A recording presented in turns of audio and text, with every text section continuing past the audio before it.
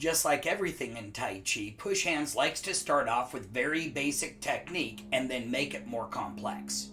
For instance, the practitioner would start with fixed step push hands, maybe even just with one hand, and then progress to using two hands.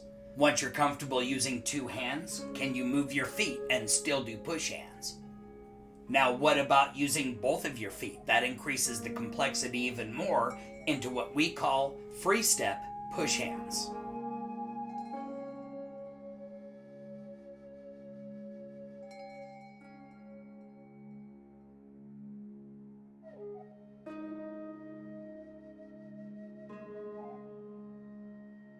If you've been watching through our push hands series, we've already shown you a few very basic push hands patterns.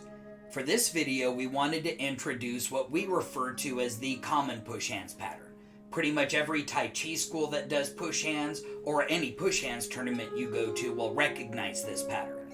Let's take a closer look. The pattern starts off with your partner pushing with both hands.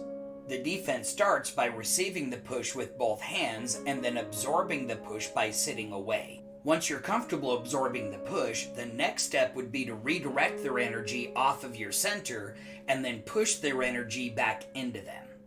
Your partner would then absorb, redirect, and then push the energy back into you. Keep pushing back and forth until you're both comfortable enough with the exercise that you can pick up the pace.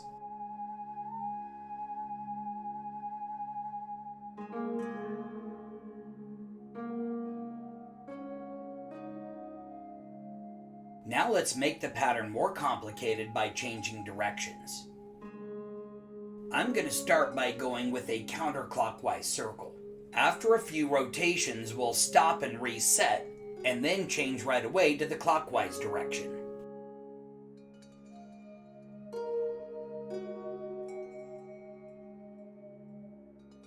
Keep going back and forth until you're both comfortable changing directions. You'll notice that as I go one direction, I'm redirecting his energy towards my front leg. As we change directions, I'm now redirecting the energy towards my back leg. Each time you change directions, shorten the pause until the pause no longer exists. Once that becomes easy, it's now time to add the footwork. To make the footwork easy, we're going to start with just one step. Like we mentioned in our single step push hands video, you're going to use a step forward for push and then use a step back to absorb and redirect your partner's energy. Once that exercise becomes comfortable, it's now time to add the second step.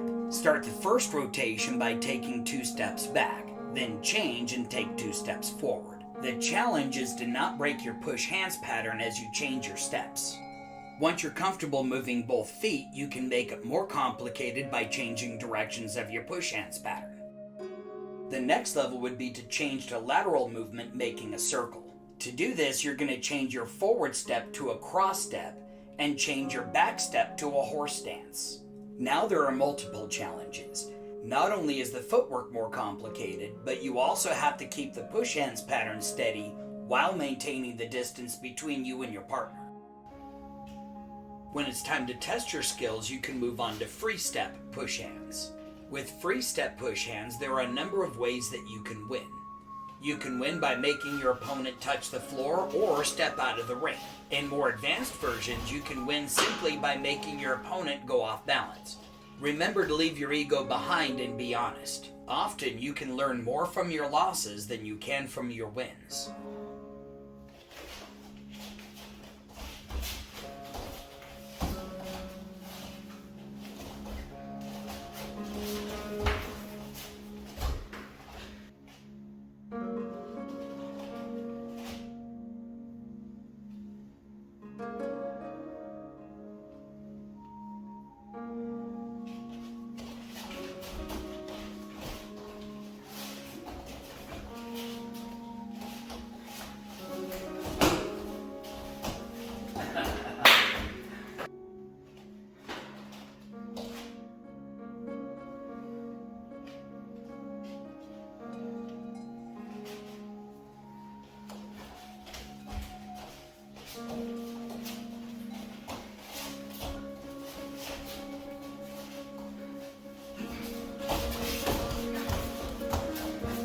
With typical push hands rules, you're not allowed to grab the legs or trip. But if you and your partner can agree upon it, you can add rules for striking, joint locking, and even tripping.